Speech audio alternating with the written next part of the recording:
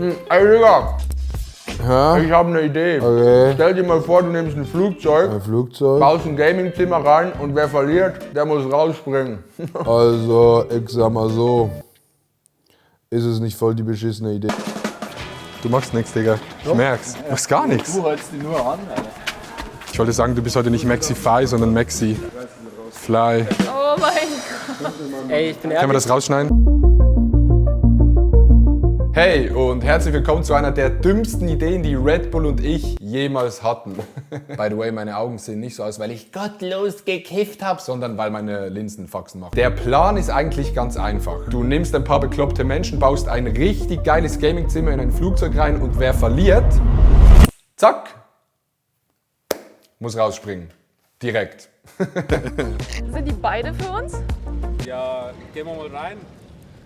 Gehen wir mal rein. Ich glaube, heute wird es uns gefallen. Das sind alles Red Bull-Athleten, die rausspringen. Guck mal, als ob die normal rausspringen, die Red Bull-Athleten. Die stellen sich dort hin und sagen, wir haben so Kopf in den Nacken. Und dann hechten die sich mit 3 Saltos raus. Und am Schluss haben die noch so einen Anzug, wo du so fliegst, wie so ein Hörnchen. Ich bräuchte jetzt so 2 Samsung-Handys, da könnte ich so... Dieses Flugzeug wurde handgebaut von irgendeinem Dude in den 1940er Jahren. Okay, jetzt war es ein bisschen sassy. Ich bin schon einmal gesprungen vor 2 Jahren, das war eine Kooperation, aber ich bin noch nicht freiwillig gesprungen tatsächlich. Hier reinschlüpfen und dann hechte ich mich aus 4000 Meter raus, mal gucken, wie es wird. Ich hoffe, dass es mir gefällt.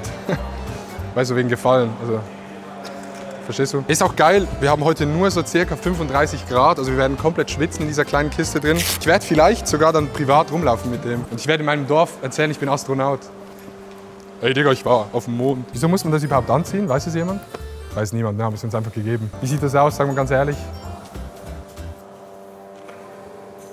Yeah. Wenn CSGO kommt, bin ich gut. Wenn Mario Kart kommt, bin ich gut. Fall Guys, weiß ich nicht. Aber ich glaube, bei allem anderen bin ich raus. Mir wurde beim Briefing gesagt, ey, wir bauen dann so ein Flugzeug, so ein Gaming-Setup rein. Und ich denke mir so, ah geil, die machen Tastatur hin, PC, so kann ich PC spielen. Ich habe noch nie in meinem Leben Controller gespielt. Ja.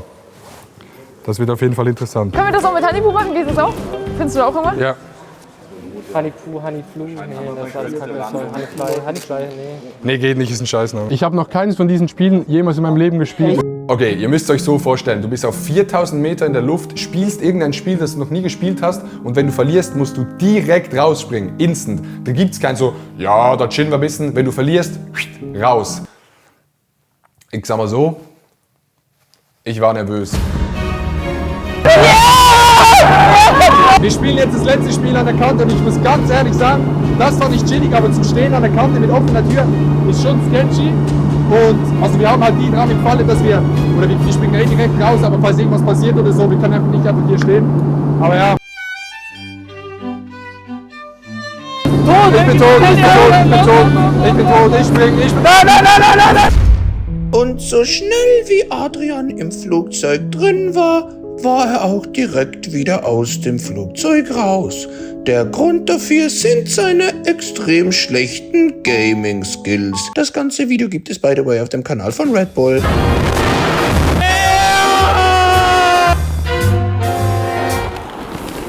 Ich habe vor 3 Minuten noch Handy gespielt gegen Dings. Wie hieß er? Maxify.